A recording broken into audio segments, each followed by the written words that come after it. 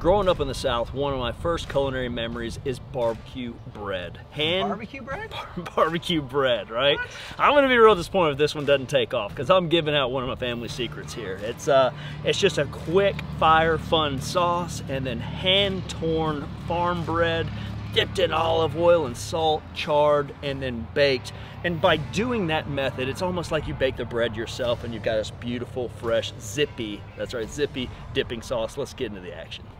Kamado Joe Classic 3 is stabilizing at a direct and indirect, so semi-indirect temperature of 350 to 375, meaning we're gonna grill and char on the direct side and then graduate it up top to a semi-indirect to kind of firm up a little. First thing we need to do is hand tear our bread, and I just got a nice loaf Part here. of the family secret. This is the family secret, right? That's a little large. That's a little large. I might catch a little guff for that.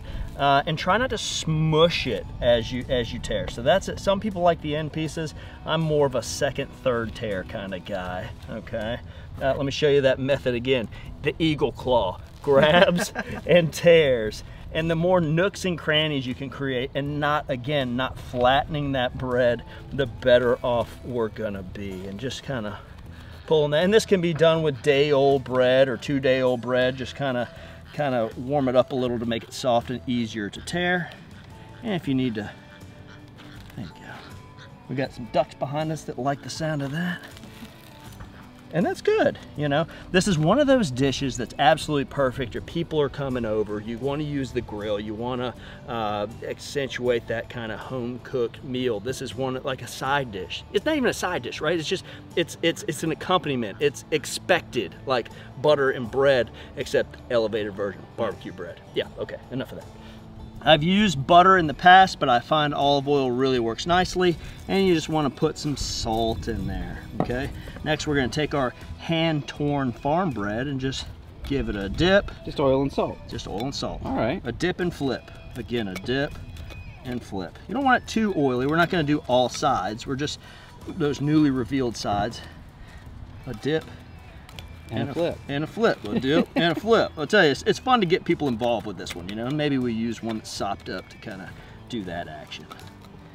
But the more people that get involved with this, especially the kiddos, the more fun this is.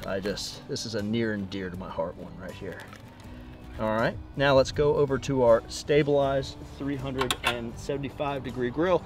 Again, notice that I've got multiple levels and an indirect and direct side. So I could lower this even one tier lower if I wanted to, but I like where I am. I'm kind of far away from that direct side. We don't want to burn our bread.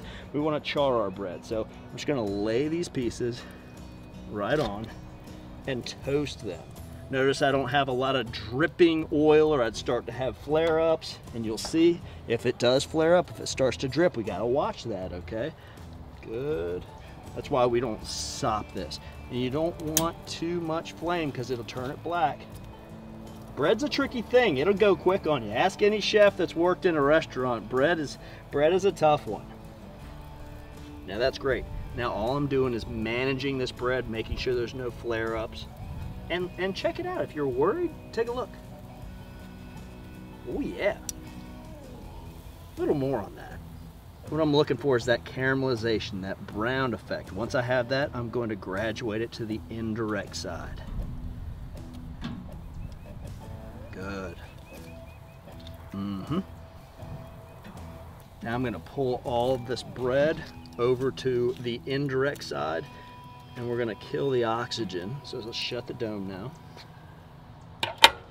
And completely kill the oxygen. So I'm shutting the draft door, I'm shutting the control tower. So things are happening in there at a very slow rate right now. Let's make our dipping sauce. First thing we're gonna do is use some chili slinger barbecue sauce. This is a lot of fun. It's got some chipotle in it. I love this sauce for barbecue bread. Next, we want kind of some nature's caviar. So we're gonna use Kozlik's whole grain mustard, which they call triple crunch. And I love this stuff. It doesn't get any better. Olive oil. Yes, yes, yes. You could even use the extra bread dip olive oil if you had any left over. Now let's go in with some fresh lime juice. It's gonna just brighten everything up.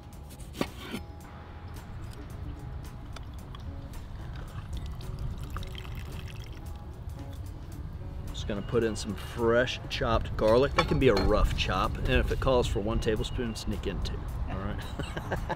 Next, we need a couple tablespoons of fresh cilantro. Now I love the cilantro, and I love the cilantro. It brings an earthiness to this that just makes it pop. And no, parsley is not a substitution. All right, look at that, beautiful, fresh, vibrant. And lastly, to finish off this sauce, we're just going to do a little fresh cracked pepper. You hear me talk about it all the time. If you're going to use the stuff you've had in the cabinet for 1.5 years, you might as well substitute pencil shavings, all right? You want some good fresh cracked pepper and salt. Salt just doesn't make things more salty, it amplifies flavors, okay? Gonna get a little quick whip. And this is your barbecue sauce, your vibrant, flashy barbecue sauce for the bread. Let's go ahead and transfer that into a presentation plate. That's the viscosity, $3 word there, that we're looking for. Wow. Yeah, that is as North Carolina barbecue as you get. A little of that, why not? All right, let's go ahead and take our cutting board platter or whatever you're gonna serve on. Remember, when we're gonna open this grill, we're gonna open up that control tower. We're gonna come down here and open up our draft door. Let all that spent oxygen or carbon monoxide that was created escape. Feather open. Oh, and look at that hand-torn, charred bread. Let's find a good spot here. Look at that. Wow. Yeah. Let's bring me back to being a little kid in Hillsborough, North Carolina, where my job was the bread terror. Not the little terror, but the bread terror. You know, and then I graduate to charring and getting involved with the meal. And that thing that everybody had on their plate was such a spot of joy and pride. Barbecue bread. Barbecue bread. So let me show you. Now that you've got this, this is how we do it. Okay, you can take it and break off a bite-sized piece. And look at all that caramelization, those nooks and crannies, that salt's in there, that nice olive oil, and then boom, right into that barbecue bread sauce. And if that ain't naughty, I don't know what is, you know. Man, it's funny how food has the ability to transport you through time. I just felt like I had a conversation with my 6-year-old self when we threw a high five, you know. Big, bold flavors. The ability to do indirect, direct, multiple levels with a divide and conquer system makes this so easy and so fun.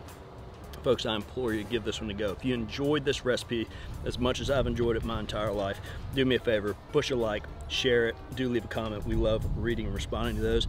And as always, from our backyard to yours, cheers and happy grilling.